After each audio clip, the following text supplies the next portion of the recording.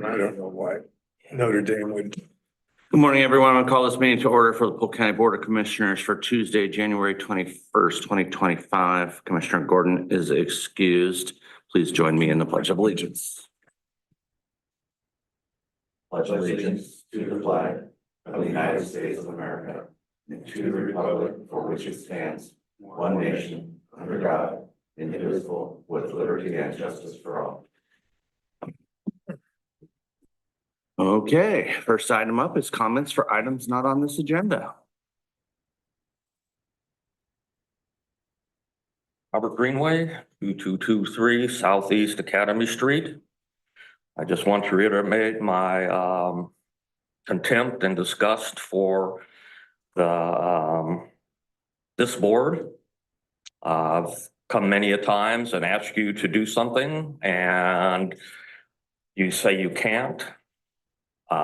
I don't take that as a yes or a no. It's just that you don't want to. I've even read some stuff from the police department and from your own DA's office, and you don't seem to care about it.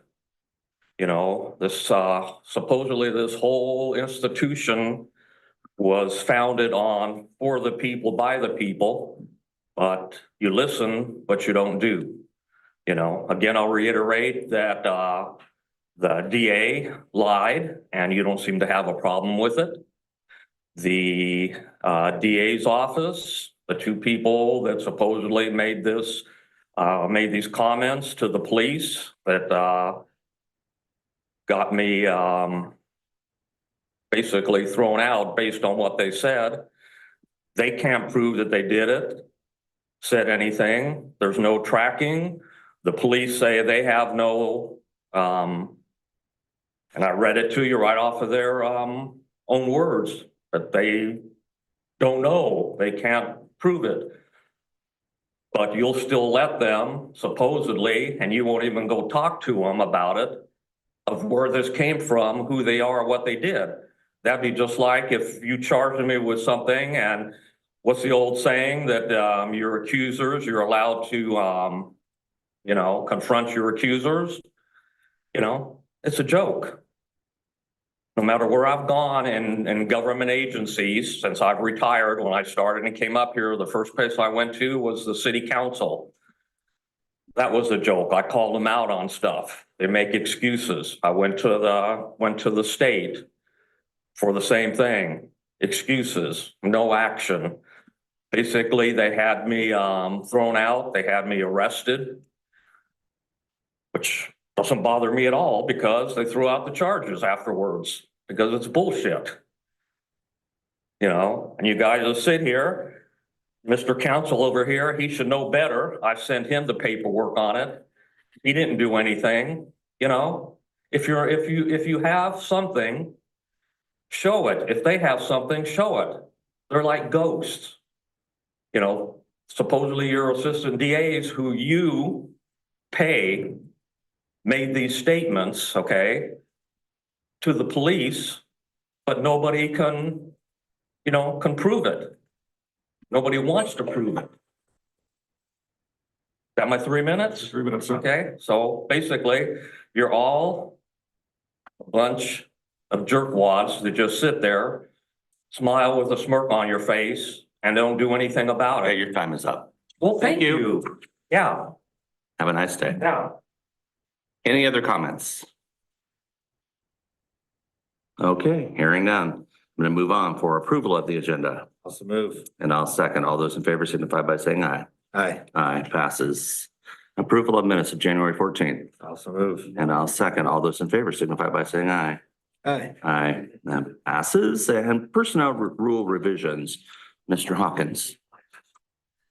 Good morning, Mr. Chair, members of the board. Today is a time set for a meeting that we need to hold before adopting the new personnel rules. We have made some changes over this past year. The majority of the changes that you'll see in the personnel rules are around protected leave that's required under the law. So we've had to make changes as Oregon paid leave Oregon, sorry, PLO has changed. which also then changed our Oregon Family Leave Act. We have been able to send these out to department heads, to the unions, to supervisors as well to get any feedback. Really had very little feedback. When the law says you need to change something, it kind of has to be done. So at this point, we are just here for our meeting that we have to hold to make sure that this was done in a public forum before it is ratified. I believe we're on the schedule for next Wednesday's consent calendar. And I'm here to answer any questions that you may have. I'm good. Great job on that. Thank you. So I'm guessing a lot of this is just boilerplate, but one question I have on bereavement leave is the description of a family member. So whose description are we following? What is it? For which one were you at? Bereavement leave. Under, Oh, geez. here we go. That's under OFLA. That is under the state's description. Okay, what is it? Do you know?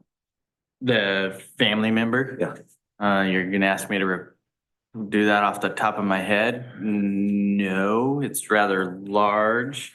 The reason that we've changed some of these to state family member is that way we don't have to rush in here and make a change to this. We follow the law as it states.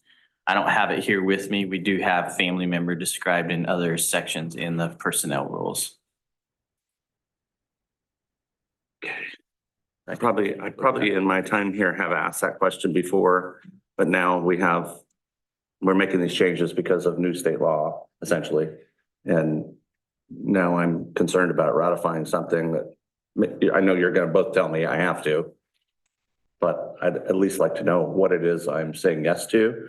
So I've heard lots of, I don't know that I've heard it here in Polk County necessarily, but across the country, a lot of challenges to what is a family member for bereavement. And so I'd like to know what that is.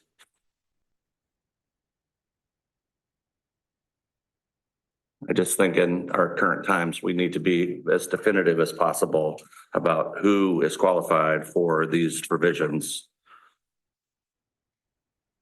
So I'm trying to pull this up. Okay, so I can recite this to you if you would like. Thank you.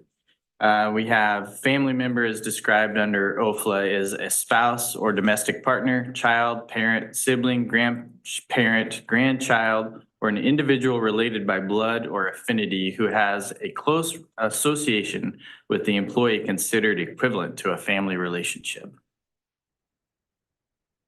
And how many times in a year period is there any restriction on how many times they can take this bereavement? That is one of the changes. It is that it is up to 4 weeks per death. Mhm. That's 4 weeks per calendar year. Correct. Yeah. Yeah, so it's one time Oh, essentially yeah, within a 12-month period. Okay. within a 12-month period, yes.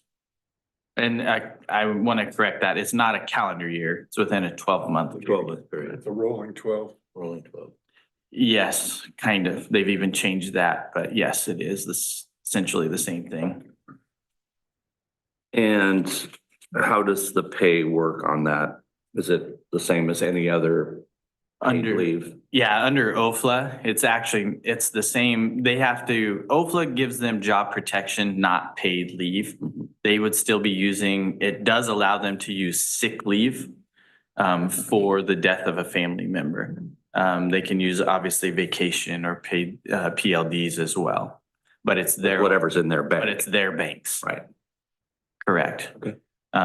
There is also bereavement leave under our union contracts too, and that is paid And- time. That's equivalent of 3 days. Right. And that has not changed. That's all I have. You go with it? Okay, it'll come before you guys for, I think, ratification next week. Okay. Thank you very much. Absolutely. Okay, do we have any non-listed items? Just a reminder, tomorrow's meeting, you'll have the resolution which pushes forward the fairgrounds operating levy. That will be in regular session. It's not on the consent calendar. And at that time, if approved by the board, then I will move forward with providing the information to the county clerk for their, she will then do her obligation of printing it in the newspaper, and I think it's 2 weeks. They have to make objections. I think they make objections to the DA actually. And then he determines whether it needs to be changed or not. And then once that's through, then we fill out another form and move it forward to putting it on the ballot. So this is the step before it actually is approved to go on the ballot. Okay. I had one more matter around personnel rules with Commissioner Gordon gone, and some requests that he has made I wanted to bring to the board. Just that when we send this out, we'll send out notice to our employees. They're asked to sign it. He has brought up that we would like to see that elected officials do the same thing, understanding that we all fall under the personnel rules. I just want to make sure I bring it up. You guys can have discussion about that. So what? I mean, what does anybody signing it have any authority or meaning in? That they've seen it? Yeah, it's only that they've received it. That's all that the signature is saying for our employees. It's something that we're required to do for them. It's been recent discussions with, I don't know if we've had elected officials sign before or not. I've never signed I one. can't honestly answer that. I didn't think so. But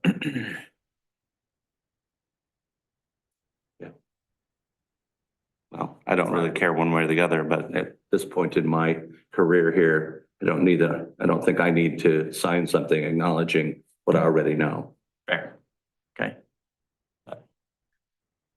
I'm being obstinate, but I just don't need that nonsense. And so what? What are you gonna do with it? And same with the employees. So what?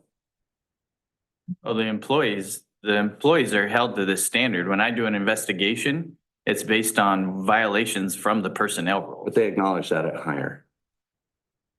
They acknowledge it at hire and they acknowledge it every time we make changes to it. Okay, and you keep a record of all that. Correct. Okay. But you don't keep a record on it on any elected officials. No, I have not ever done that. Well, I've said my piece. All I got. Thank you. Anything else? Sir.